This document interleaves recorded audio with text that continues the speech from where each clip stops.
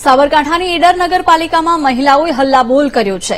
સતત 4 દિવસથી પાણી ન મળતા મહિલાઓએ વિરોધ નોંધાવ્યો। વેરો ન ભરાતા પાલિકાએ વોર્ડ નંબર 3માં પાણી બંધ કર્યું હતું। કેટલાક શહેરીજનોના વાંકે સમગ્ર વિસ્તારનું પાણી બંધ કરાયાનો આરોપ છે। ભોઈવાડા, ખટીકવાસી, સોલંકીવાસ, ઠાકુરવાસ સહિતના વિસ્તારોમાં પાણી બંધ કરાયું। પીવાનું પાણી બંધ થતા મહિલાઓમાં ભારે રોષ જોવા મળી રહ્યો છે। મહિલાઓએ નગરપાલિકા કચેરીમાં રામધૂન બોલાવી વિરોધ નોંધાવ્યો છે।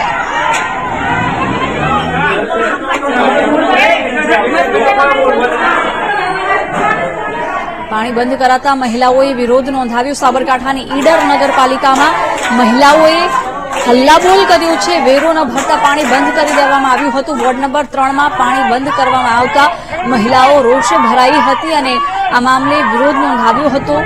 તેમણે કહ્યું કે કેટલાક લોકોના વાંકે આખા વોર્ડમાં પાણી બંધ કરી દેવામાં આવ્યું છે।